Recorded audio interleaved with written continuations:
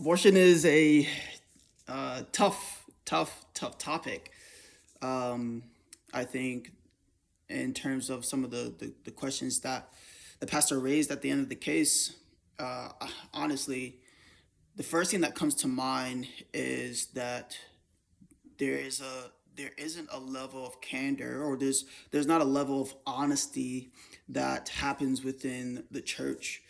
Um, where in terms of being being a believer, it just constantly feels like we have to be perfect, and um, that because we're supposed to be moving towards being more like Christ, that we shouldn't have problems and we shouldn't go through things. And sometimes we just make bad decisions, or we make decisions out of impulses.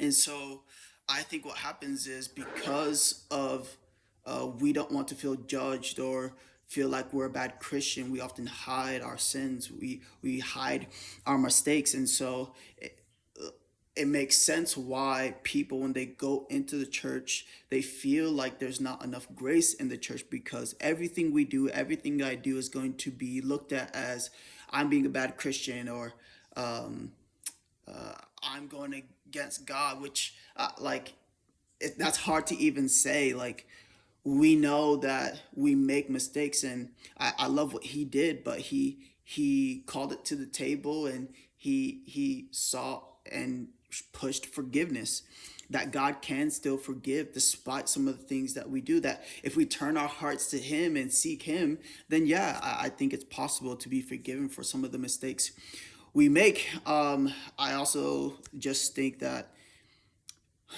especially when it comes to like one of the babies being deformed, that's tough. um Honestly, I struggle with that, and personally, I would have allowed it to come to term, and I never want to be a part of a situation where I'm taking a child's life, for this reason. uh, in Jeremiah chapter 1, I think it's in verse 5, uh, the Lord tells Jeremiah, man, I I knew you and I knit you in your mother's womb. But he doesn't stop there. He goes on to say that I've I've done all that, and I consecrated you to be a prophet. So the thing that God did was he knit Jeremiah in his mother's womb for this purpose, to be a prophet to the nations. And so I don't know what the purpose God has for the child. Maybe if the child was born, that something great and God's goodness could have been seen through that. I don't think that's just where my mind goes. And so in all of this, like, how do we help people, like men and women? Well, I think one of the things that I would constantly push is Galatians 6:2, where we're called to cast our cares, cast our burdens on each other. And we're supposed to walk alongside each other, showing like, hey, though these are some of the decisions that you've made, though these things may be a struggle, we are going to walk beside you. We're not going to leave you. We're not going to forsake you. Why? Because God is the same way. Despite what Israel does, man, despite their foolishness, he does everything he can to show them and remind them that he was for them, that he was with them, and that he cared for them. Another verse that comes to mind is First Thessalonians 5:14, where Paul's urging the people to take care for their brothers and sisters, like warn those who are idle, comfort those who are disheartened, help the weak, help those who seem like they can't get past certain things. And I think this is a great moment. In their weakness, they needed someone to step in and be there for them.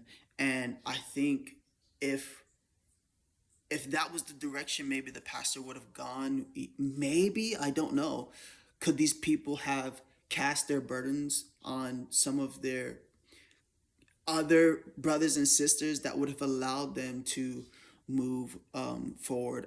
Honestly, I think the pastor handled it the best way he could, and that's all we can ask for. Was there a better way? I don't know. I mean, he spoke on forgiveness, but I do think his next step is that he needs to preach something, and he needs to hold a group, and hopefully that these people will see and come, that there are other people just like them. I think it is our responsibility to talk about sexuality. I think it is our responsibility to talk about abstinence and sex. And I think that if we do that, we would see a lot of people stay abstinent. We would see a lot of people set free, and we would see a lot of people come to their brothers and sisters and cast their burdens on each other. So this was tough, but I'm looking forward to the next one. Thanks.